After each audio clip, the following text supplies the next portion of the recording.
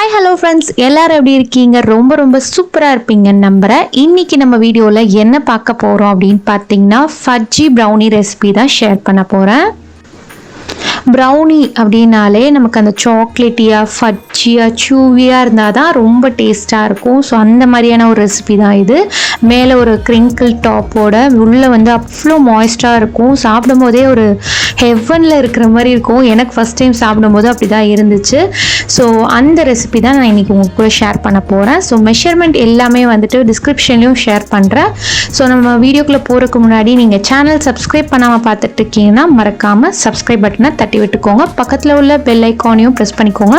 அப்போ தான் நான் இப்போலாம் வீடியோ போடணும் உங்களுக்கு நோட்டிஃபிகேஷனாக வந்து சேரும். ப்ரௌனிஸ் செய்ய ஸ்டார்ட் பண்ணுறதுக்கு முன்னாடி நம்ம பண்ண வேண்டிய சில வேலைகள் என்னன்னு பார்த்தீங்கன்னா, ஃபஸ்ட் வந்து கேக் நம்ம எதில் பேக் பண்ண போகிறோமோ அந்த டின்னை வந்து நம்ம ரெடி பண்ணிக்கணும். பட்டர் ஷீட் போட்டு லைன் பண்ணிக்கணும். மேலே ஃபுல்லாக வந்து ஆயில் அப்ளை பண்ணிக்கணும். அதுக்கப்புறம் ஓடிஜி வந்து நம்ம ப்ரீஹீட் பண்ணணும். 180 டிகிரி செல்சியஸ்க்கு 15 மினிட்ஸுக்கு நான் ப்ரீஹீட் பண்ணிக்க போகிறேன்.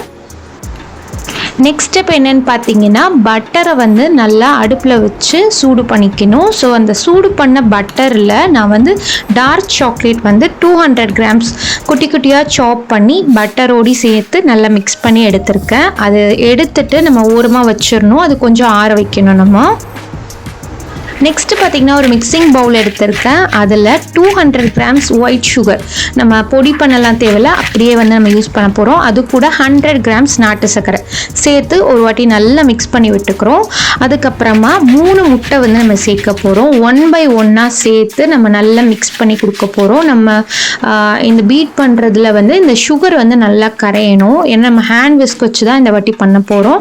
ஸோ வந்து கொஞ்சம் வந்து நம்ம நல்லா ப்ரெஷர் கொடுத்து நம்ம வந்து பீட் பண்ணி ஓவரா பீட் பண்ணணுன்ற அவசியம் இல்லை. சுகர் கரையிற அளவுக்கு பீட் பண்ணா போதும்.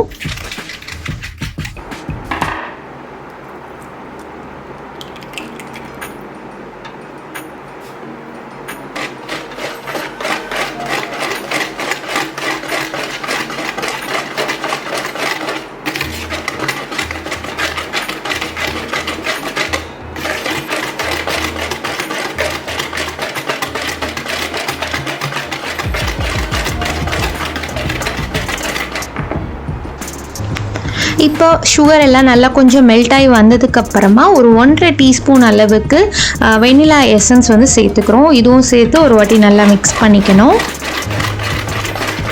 இப்போ இது நல்லா பீட் பண்ணதுக்கு அப்புறமா நம்ம இதில் மெல்ட் பண்ணி வச்சுருந்த பட்டர் அண்ட் டார்க் சாக்லேட் இருக்கு இல்லையா, அந்த மிக்ஸ்சர் ஓரளவுக்கு ஆறிட்டுருக்கும். இப்போ அதை வந்து இந்த ஸ்டேஜில் நம்ம மிக்ஸ் பண்ணிக்கணும்.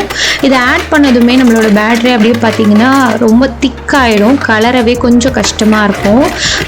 ஸோ பட்டர், டார்க் சாக்லேட், நாட்டு சர்க்கரை எல்லாம் சேரும்போது நம்ம கொஞ்சம் திக்னஸ் ஆகிடும். இந்த நாட்டு சர்க்கரை வந்து நீங்கள் ஸ்கிப் பண்ணாதீங்க. அதுக்கு பதிலாக ஒயிட் சுகர்லாம் சேர்க்காதீங்க. ஏன்னு பார்த்தீங்கன்னா, அந்த நாட்டு சர்க்கரையில் ஒரு சூப்பரான டேஸ்ட் இருக்குது. அது கண்டிப்பாக வந்து இது சேர்க்கும் போது தான் ப்ரௌனி வந்து இன்னும் நெக்ஸ்ட் லெவலுக்கு போகுது. ஸோ இதை வந்து இப்போ நம்ம நல்லா வந்துட்டு ஒரு மிக்ஸ் கொடுத்துக்கலாம். நல்லா ஈவனாக எல்லா பக்கமும் ஸ்ப்ரெட் ஆகிற மாதிரி நல்லா மிக்ஸ் பண்ணிக்கலாம்.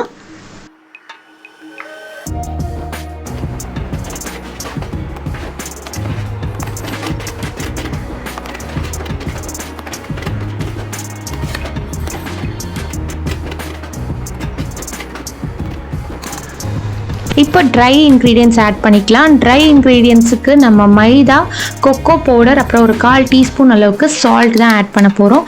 பேக்கிங் பவுடர், பேக்கிங் சோடா ரெண்டுமே வந்துட்டு நம்ம ப்ரௌனிக்கு யூஸ் பண்ண போகிறது கிடையாது. ட்ரை இன்க்ரீடியன்ட்ஸ் எல்லாமே நல்லா ஜலிச்சு சேர்த்துக்கோங்க. ஏன்னு பார்த்தீங்கன்னா, இந்த கொக்கோ பவுடர் உங்களுக்கு பார்த்தாலே தெரியும்னு நினைக்கிறேன், எவ்வளோ கட்டி கட்டியாக இருக்குது பார்த்தீங்களா. ஸோ இது எல்லாமே நம்ம ஜலிக்கும் போது நமக்கு ஈவனாக வந்துட்டு வரும். பேட்டரியில் நமக்கு வந்து அங்கங்கே நிற்காமல் நமக்கு ஈவனாக இருக்கிறதுக்காக தான். இப்போ நம்ம இந்த பேட்டரை நல்லா வந்துட்டு மிக்ஸ் பண்ணி விட்டுக்கலாம். ரொம்ப வந்து நம்ம ஜென்டலாக மிக்ஸ் பண்ணிக்கலாம். ஈவனாக எல்லா பக்கமும் உள்ளெல்லாம் மாவு இல்லாமல் நல்லா உள்ளேயாக இருந்து நம்ம மிக்ஸ் பண்ணிக்கணும். இப்போ நம்ம ரெடி பண்ணியிருக்க இந்த ப்ரௌனி மிக்ஸ்சரை நம்ம வந்து ஒரு பேக்கிங் ட்ரேக்கு வந்து நம்ம ஷிஃப்ட் பண்ணிக்கலாம். நான் ஏற்கனவே ரெடி பண்ணி வச்சுருந்த பேக்கிங் ட்ரே தான். அதில் வந்து பட்டர் ஷீட் போட்டு மேலே வந்து ஃபுல்லாக ஆயில் அப்ளை பண்ணியிருக்கேன்.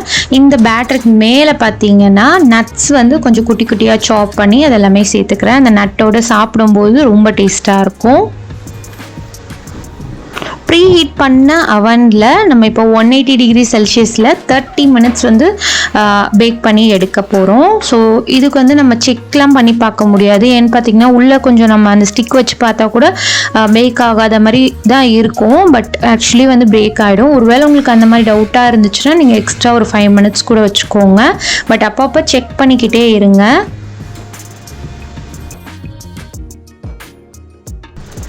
எனக்கு கரெக்டாக வந்து 30 மினிட்ஸ்லேயே பேக் ஆகி வந்துருச்சு. உங்களுக்கு பார்த்தாலே தெரியும்னு நினைக்கிறேன். மேலே அந்த லேயர் பாருங்கள், அந்த நட்ஸு எப்படி சூப்பராக வந்து இதாக இருக்குது பாருங்கள்.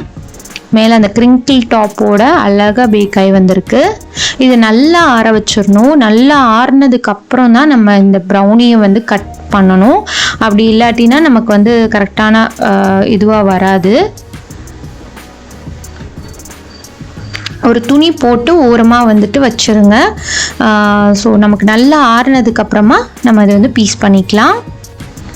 நான் இன்றைக்கி வந்து ப்ரௌனி பீசஸ் போட போகிறது கிடையாது, ப்ரௌனி ஸ்லாப் மாதிரி செய்ய போகிறேன். ஸோ எங்கள் வீட்டில் ஒரு சின்ன ஃபங்க்ஷனுக்காக தான் இதை நான் ரெடி பண்ணியிருக்கேன்.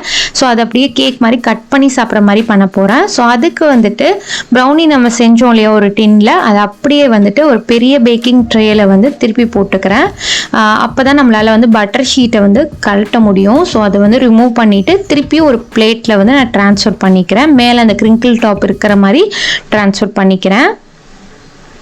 ஸோ இதுக்கு மேலே நான் டாப்பிங் என்ன கொடுக்க போகிறேன்னு பார்த்தீங்கன்னா மில்க் சாக்லேட் வந்து மெல்ட் பண்ணி ஃபுல்லாக வந்து இந்த மாதிரி டிசைன் கொடுத்துக்கிறேன். நான் வேறு எதுவுமே சேர்க்கலை, ஜஸ்ட் வந்து மில்க் சாக்லேட்டை மெல்ட் பண்ணி சேர்த்துருக்கேன்.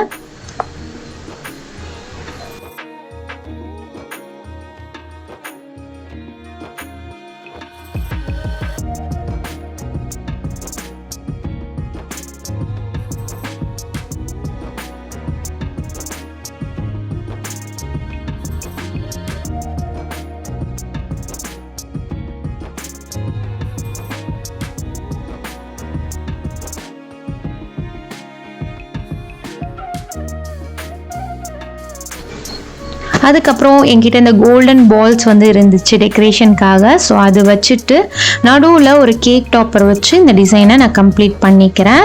ஸோ உங்களுக்கு வந்துட்டு இந்த ப்ரௌனி வந்து நீங்கள் கண்டிப்பாக ட்ரை பண்ணி பாருங்கள். உங்களுக்கு பிடிச்சிச்சா அப்படின்னு சொல்லிவிட்டு மறக்காமல் கமெண்ட்டில் சொல்லுங்கள். உங்களுக்கு எதாவது டவுட் இருந்தாலும் நீங்கள் கமெண்ட்டில் கேட்கலாம், கண்டிப்பாக நான் வந்து ஆன்சர் பண்ணுவேன். ஸோ உங்களுக்கு இந்த மாதிரி வீடியோ பிடிக்கும்னா நீங்கள் மறக்காமல் வந்து சேனலுக்கு சப்ஸ்கிரைப் பண்ணுங்கள், உங்கள் ஃப்ரெண்ட்ஸ் அண்ட் ஃபேமிலி கூட ஷேர் பண்ணுங்கள். ஸோ ஃபைனல் லுக் வந்துட்டு என்னோட ப்ரௌனி ஸ்லாப் இந்த மாதிரி தான் இருந்துச்சு.